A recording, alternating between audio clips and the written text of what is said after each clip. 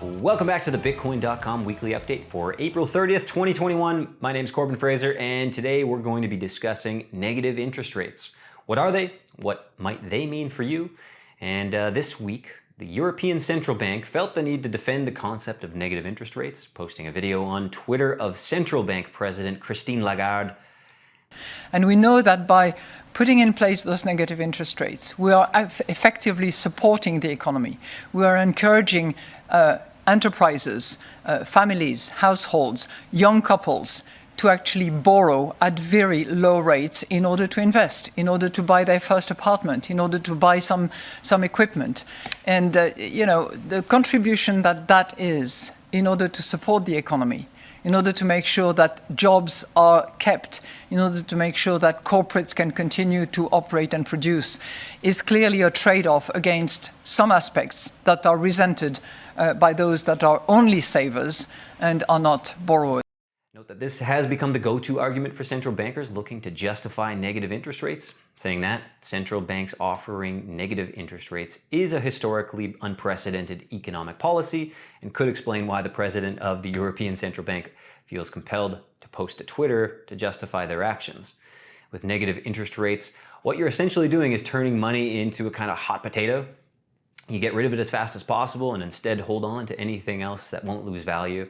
So there is a major concern that this creates all kinds of distortions in the economy and leads to a huge range of unintended consequences. So there are arguments that one of these distortions is asset prices becoming divorced from fundamentals. So while the real economy in Europe and elsewhere has been ravaged by COVID over the last year, we've seen rampant speculation in venues like equities markets. And everyone points to the obvious meme stocks like GameStop going 20x. But in fact, huge swaths of global stock markets have surged in the past 12 months. Is that sustainable? Are we in a bubble? The fact is both the ECB and the US Federal Reserve have committed on several occasions over the past few months to maintaining their zero to negative interest rate policies for the foreseeable future. At the same time, they're also committed to flooding the market with new money. So what does this mean for asset prices? Well, if money is depreciating in value and putting it into a bank account will not generate you any sorts of meaningful returns, it's only natural that investors will look to alternatives in hard assets. And this could suggest that asset prices will continue to rise over the foreseeable future. This is another reason why people are proponents of cryptocurrencies like Bitcoin and Bitcoin Cash, where the supply is fixed and can't be controlled by central authorities. As some of you may know, both of those cryptocurrencies have a limit of 21 million coins that will ever be issued in existence. Next story, the US state of Louisiana passed a resolution earlier this week to commend Bitcoin for its success and also commend Satoshi Nakamoto for his contribution to economic security. Louisiana House Resolution 33 reads, "Resolution to commend Bitcoin for its success in becoming the first decentralized trillion-dollar asset and to encourage the state and local governments to consider ways that could help them benefit from the increased use of this new technology." The resolution then describes various attributes of Bitcoin, stating that it is completely decentralized and could potentially replace gold as a monetary reserve, and allows for secure transactions without the need for trusted third parties. Though there have been mixed signals coming from Washington, it's great to see individual states taking the mantle on crypto adoption. So thank you, Louisiana, and everyone from Louisiana comments, please shout out, congratulations. And a crypto exchange pulled an apparent exit scam this week, defrauding 400,000 users. Thodex, one of Turkey's most popular crypto exchanges, has gone offline, and the CEO of the company has fled the country. The exchange's website states that the platform is temporarily closed to address an abnormal fluctuation in company accounts, but local news has reported that 62 people connected to the exchange have been detained, and the CEO has fled to Albania with $2 billion of his customers' funds. Turkish authorities have issued an international arrest warrant for the rogue CEO, and Interpol issued a red notice for the fugitive last Friday.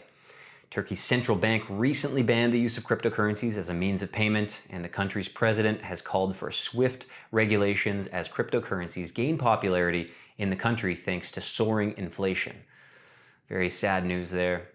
Meanwhile, in Korea, all 200 cryptocurrency exchanges could be shut down under new regulation that, according to the country's top financial regulator, as a recently passed bill moves towards enforcement.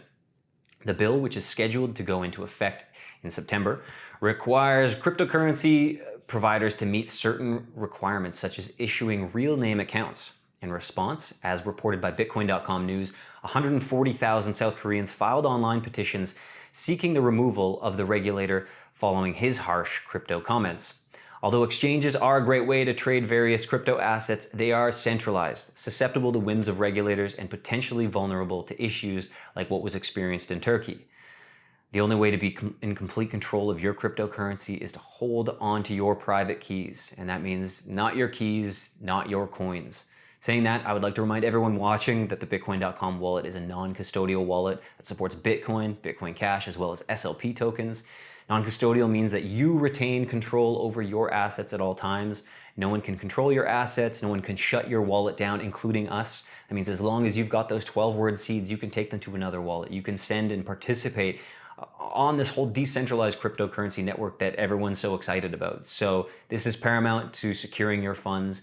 Be careful on exchanges, trade carefully, and we'll see you guys next week. Please hit the subscribe button and the bell notification where you'll get notified on our next video. We usually post these at the end of each week. And enjoy the rest of April. I'll see you guys next week. Thank you.